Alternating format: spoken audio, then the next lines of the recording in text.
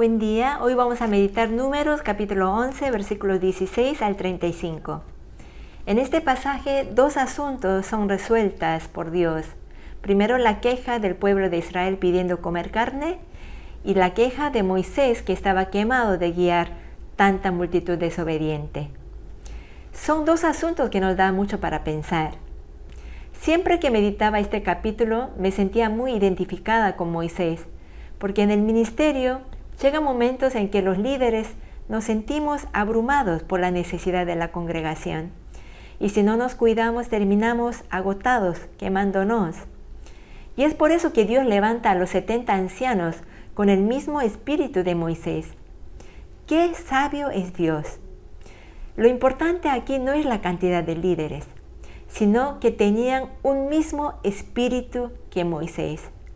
Porque si no, iba a ser aún más cargoso para Moisés si estos ancianos diferían en cómo conducir al pueblo. ¿Se imagina si unos dijeran, déjalos que se quejen, siempre pasa lo mismo, ¿hasta cuándo los vas a escuchar? Y otros dirían, no, pero es que tienen razón, están cansados de comer lo mismo siempre, tenemos que conseguir carne. Y así se callan.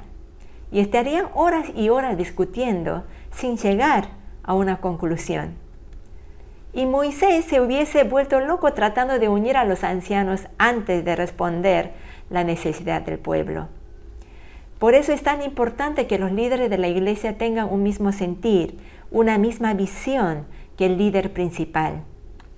Hermanos, debemos orar todos los días por nuestro pastor y los ancianos presbíteros para que se doblen primero las rodillas y el Señor los llene de su espíritu y los una en una misma visión para apoyar al pastor. A veces en las reuniones de oración de la madrugada, al salir, veo la espalda de nuestro pastor inclinado, orando, y puedo sentir la carga de la iglesia Betel sobre sus hombros. Y ruego al Señor que lo fortalezca y que los presbíteros, como Aarón y Hur, sostengan sus brazos en oración. El otro asunto que me hizo meditar es el pecado de la gula o la glotonería. El pueblo se cansó del maná y deseaba comer carne. Y uno puede decir, pero qué mal, si tenían el maná del cielo todos los días, ¿cómo se van a quejar extrañando la comida de Egipto? Pero me acordé que cuando estaba fuera de Argentina, lo que más extrañaba era la carne. Y lo primero que deseaba al volver era comer un buen asado o un buen ojo de bife a la parrilla. Y entonces pensé que si yo hubiese estado en el desierto comiendo todos los días lo mismo, por más rico que sea el maná, me hubiese cansado. Y sí extrañaría comer otra cosa rica que haya probado antes. ¿Es eso pecado? No. La cuestión acá no es el deseo en sí de comer carne. Lo que estuvo mal fue que dejaron que ese deseo los cautivara la mente hasta el punto de olvidar todo lo que hizo Dios por ellos y aún llegar a despreciarlo por no poder comer carne y tratar a Dios como inferior a los egipcios que los habían esclavizado.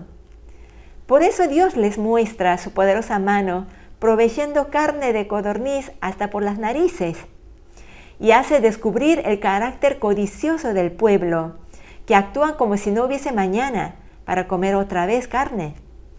Fíjense lo que dice en los versículos 32 al 34. Dice, entonces el pueblo permaneció levantado todo aquel día y toda la noche y todo el día siguiente, recogiendo las codornices. El que menos recogió 10 montones y las tendieron para sí alrededor del campamento. Aún estaba la carne entre sus dientes antes que la comenzaran a masticar, cuando se encendió el furor del Señor contra el pueblo. Y el Señor golpeó al pueblo con una gran plaga, y llamó el nombre de aquel lugar Kibroth Hatabá, porque allí sepultaron al pueblo glotón. En otras versiones dice al pueblo codicioso. Imagínense la escena. Dice el Salmo 78, 27 al 28, que Dios hizo llover sobre ellos carne como polvo, aves aladas como la arena del mar. Las hizo caer en medio del campamento alrededor de sus tiendas. La gente estaría gritando frenéticos, corriendo tras las aves, y estaban tan enceguecidos por la carne que ni siquiera durmieron, juntando y juntando codornices. Dice en el original hebreo que el que menos juntó fue de 10 homeres, y eso equivale a 2.200 litros. ¿Se imaginan? Me daría asco ver tanta cantidad de carne. Pero ellos no sabían decir basta. Y esto es el pecado de la gula. Estar siempre insatisfechos con lo que tenemos. Y no solo de la comida, puede ser de cualquier otra cosa. Billy Graham escribe sobre la gula. Es un pecado que la mayoría de nosotros cometemos, pero pocos mencionamos. Es uno de los pecados más frecuentes entre los cristianos. Nunca parecemos estar satisfechos. Podríamos decir que la gula es consumir más de lo que deberíamos, más de lo que necesitamos. Es negarnos a decir basta a todo lo que la sociedad consumista nos ofrece. Venimos a la iglesia y cantamos "Con Cristo es suficiente". Luego salimos al mundo y vivimos consumiendo sin medida, sea comida, ropa, celulares, Netflix, redes, y estamos cometiendo el pecado de glotonería como el pueblo de Israel. Y no solo cometemos glotonería con las cosas del mundo, también consumimos por demás prédicas, testimonios de aquí y allá, porque no nos sentimos satisfechos solamente con la prédica del domingo del pastor y los devocionales diarios. Cuidado, hermanos, no sea que se empachen de tanta comida espiritual.